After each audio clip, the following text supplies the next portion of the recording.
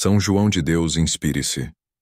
Imagine um homem perdido entre as chamas de um incêndio devastador, arriscando a vida para salvar os mais frágeis, ou uma mulher que, em meio ao caos de uma Roma dividida, se torna um farol de esperança para os necessitados. Essas são as histórias vibrantes e emocionantes de São João de Deus e Santa Francisca Romana, duas almas que transformaram adversidades em atos de amor heróico. Este vídeo mergulha nas vidas desses santos, revelando como suas jornadas de redenção e caridade ecoam até hoje, oferecendo inspiração para quem busca sentido e coragem em tempos difíceis. Prepare-se para uma narrativa que une história, fé e lições eternas. No dia 8 de março, a Igreja celebra São João de Deus, que entrou para a glória em 1550. São João de Deus, fundador dos Irmãos da Caridade, nasceu em 1495, em Montemoro Novo, Portugal. Aos 8 anos, abandonou a casa paterna e, durante 22 anos, viveu uma vida itinerante. Tornou-se pastor em Oropesa e, mais tarde, participou de uma campanha militar contra a França. Durante essa experiência, uma queda de cavalo o debilitou fisicamente e, somada a acusações difamatórias, privou-o da confiança de seus patrões. Assim, retornou à vida de pastor. Em 1532, alistou-se no exército austríaco e lutou na guerra contra os turcos. Ao voltar para Portugal, não encontrou mais os pais vivos. Triste e arrependido de seu passado, fez o propósito de, dali em diante, cumprir os deveres de cristão. Pela terceira vez, assumiu o ofício de pastor e, posteriormente, acompanhou um fidalgo exilado à África, sustentando a família deste com o trabalho de suas mãos. Alguns anos depois, buscou ganhar a vida na Espanha, vendendo livros, catecismos e quadros. Foi então que um sermão de São João de Ávila mudou o rumo de sua existência, levando-o a iniciar uma vida extraordinariamente santa. Tudo o que possuía, doou aos pobres e aos presos. O profundo sentimento de contrição por seus pecados o conduziu a ações tão peculiares que muitos o consideraram louco. Tratado como tal, sofreu maus tratos em um hospital, até que os conselhos de São João de Ávila o levaram a moderar seu comportamento. A partir daí, João dedicou-se ao serviço dos doentes. Para esse fim, fundou em Granada um pequeno hospital, onde tratava os enfermos com tamanha caridade e dedicação que lhe foram oferecidos meios para ampliar o estabelecimento. Um incêndio destruiu a Santa Casa, mas João permaneceu por meia hora em meio às chamas, salvando doentes e móveis. Esse feito, geralmente tido como milagre, consolidou ainda mais as simpatias que já possuía. Em pouco tempo, das ruínas surgiu um novo hospital, maior que o primeiro. Sua caridade não se restringia aos doentes de seu estabelecimento. Ele buscava, sobretudo, pobres e enfermos em suas próprias casas, levando-lhes auxílio. Demonstrava especial interesse pelos infelizes escravizados pelo pecado, reconduzindo muitos ao caminho do dever e da virtude com conselhos, orações e, principalmente, atos de caridade efetiva. Em Granada, todos se admiravam da atividade espantosa desse homem que, anos antes, era apenas um pastor errante. Enquanto São João de Deus transformava vidas em Granada, séculos antes em Roma, outra alma virtuosa, Santa Francisca Romana, também se destacava pela caridade. Nascida em uma família nobre que se orgulhava de ter entre seus ascendentes o Papa Mártir Ponciano, Francisca casou-se jovem.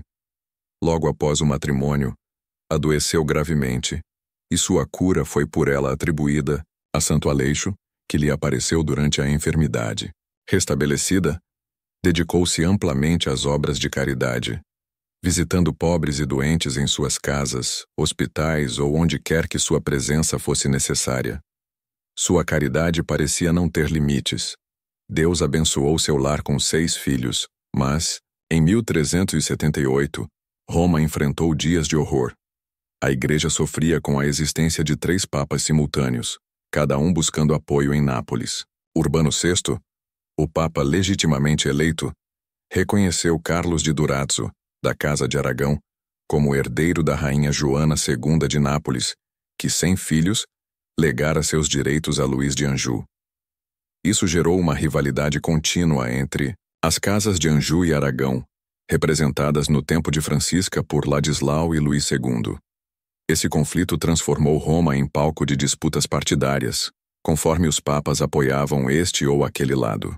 A família Ponciani, a qual Francisca pertencia, alinhou-se ao Papa legítimo, filho de Carlos de Durazzo, Ladislau de Nápoles.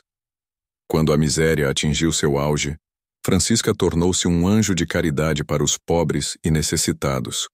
Contudo, os tempos difíceis trouxeram sofrimento à sua família. Em um dos assaltos à cidade, seu marido, Lourenço, foi gravemente ferido. Seu cunhado, Paluzzo, caiu nas mãos do inimigo, e seu filho mais velho, João Batista, escapou por milagre. Em uma segunda invasão, Ladislau obrigou muitos cidadãos, incluindo Lourenço, a abandonar Roma. 3 anos depois, o invasor retornou, devastando a cidade barbaramente. O palácio de Francisca foi invadido e saqueado. A criadagem sofreu grandes vexames, e João Batista foi feito prisioneiro. Para completar a desgraça, a fome e a peste vitimaram seus filhos João Evangelista e Inês. Com a morte do tirano em 1414, vieram tempos mais tranquilos, e os prisioneiros e fugitivos retornaram. O Papa Martinho V fez sua entrada em Roma sobre escombros e cadáveres. 2 anos depois, Lourenço faleceu. Em meio a tantas provações, Francisca encontrou ocasião para praticar as virtudes da paciência e da conformidade com a vontade de Deus. Perdoou de coração os inimigos e convenceu Lourenço a também estender a mão aos desafetos. Mesmo, mergulhada em um mar de desgostos, recebeu consolações divinas. Visões místicas de Nosso Senhor Jesus Cristo e da Virgem Maria. A graça de carregar em seu corpo as chagas de Cristo e sentir as dores de sua mãe. Desde jovem, convivia com seu anjo da guarda, que a repreendia por pequenas faltas e, após a morte de seu filho evangelista, tornou-se seu guia visível por 24 anos. Francisca sempre sonhara com a vida monástica. Durante as lutas em Roma, seu exemplo heróico inspirou senhoras da alta sociedade a se unirem a ela na prática da piedade. Em 1425, formou-se uma organização de mulheres agregada à Ordem Beneditina das Olivetanas, em Santa Maria Nuova. Em 1431, essa associação recebeu sua primeira regra e ocupou uma residência próxima à igreja de Santa Maria em Campitelli, chamada Tor de Specchi. Viúva em 1433, Francisca ingressou na comunidade que fundara, aprovada pelo Papa Eugênio IV. Retornou temporariamente à casa da família para cuidar de João Batista, gravemente enfermo. Após sua recuperação, faleceu em 9 de março de 1440, sendo seu corpo depositado em Santa Maria Nuova. Reflexões.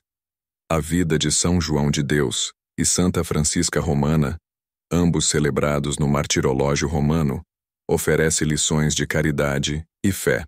Assim como João transformou sua contrição em serviço aos doentes, Francisca, desde criança, cultivou virtudes exemplares. Ainda pequena, não tolerava ser vista insuficientemente coberta ou tocada irreverentemente. Quantos pais pecam ao negligenciar a decência dos filhos, expondo-os a olhares sensuais com vestimentas inadequadas, contrárias à lei divina que prescreve o pudor? Francisca, por outro lado, encontrava prazer na oração desde cedo. Que se pode dizer de pais que não ensinam os filhos a rezar, mas os educam para vaidades e futilidades, dando-lhes liberdade excessiva? No matrimônio, Francisca seguiu o conselho dos pais e viveu 40 anos em harmonia com Lourenço. Que contraste com casais que, em poucos dias, se entregam a desavenças e maldições, em vez de se amarem e respeitarem. Poderão ter a bênção de Deus, que é paz e concórdia. Já João, ao abandonar uma vida errante, encontrou redenção na caridade, mostrando que o arrependimento genuíno conduz à virtude. Ambos, em contextos distintos, foram anjos de caridade em tempos de miséria, unindo-se na missão de aliviar o sofrimento e guiar almas ao caminho de Deus. Santos do Martirológio Romano, além de São João de Deus, Clisemblaes 1550, e Santa Francisca Romana. Recorda-se hoje em Dunwich, Inglaterra, São Félix de Dunwich, que entrou para a glória no ano de 647. Evangelizou a Anglia Oriental, destacando-se como missionário e bispo, exemplo de zelo apostólico. Em Cartago, norte da África, São Pôncio de Cartago, que entrou para a glória no século III. Fiel durante as perseguições romanas, exemplo de martírio e firmeza na fé. Em Navarra, Espanha, São Veremundo de Irache, que entrou para a glória no ano de 1092. Abade e reformador monástico, modelo de santidade e dedicação à vida religiosa. Em Prüm, Alemanha, São Runfrido de Prüm, que entrou para a glória no século IX. Dedicou-se à vida religiosa e à educação monástica, exemplo de erudição e piedade. Em Roma, Itália, São Filemão de Roma, que entrou para a glória no século I. Mártir, fiel a Cristo durante as perseguições, exemplo de coragem e fé inquebrantável. Em Como, Itália, São Provino de Como, que entrou para a glória no século V, bispo e defensor da ortodoxia, modelo de liderança e santidade. Na ilha de Scattery, Irlanda, São Senano de Innis-Cataig, que entrou para a glória no século VI. Eremita e fundador de mosteiros, exemplo de vida ascética e dedicação a Deus. Em Toledo, Espanha, São Juliano de Toledo, que entrou para a glória no ano de 690. Arcebispo e teólogo, destacou-se por sua erudição e liderança na Igreja. Em Nicomédia, Turquia, São Teofilacto da Nicomédia, que entrou para a glória no século IX. Defendeu a fé durante a controvérsia iconoclasta, exemplo de firmeza e devoção à ortodoxia. São João de Deus, rogai por nós. Oremos. Ó Deus, que inflamastes de caridade o coração de São João de Deus e o fizestes pai e servidor dos pobres, concedei-nos, por sua intercessão, a graça de reconhecer em nossos irmãos sofredores o vosso Filho predileto, nosso Senhor, Jesus Cristo, que convosco vive e reina na unidade do Espírito Santo por todos os séculos dos séculos. Amém. Gostou deste conteúdo? Não se esqueça de curtir, comentar e compartilhar com seus amigos e familiares. Sua interação é muito importante. E se você ainda não é inscrito, aproveite para se inscrever no canal e acompanhar mais histórias inspiradoras e conteúdos edificantes. Copie o link na descrição e envie para os seus contatos para que o conteúdo chegue ao maior número de pessoas.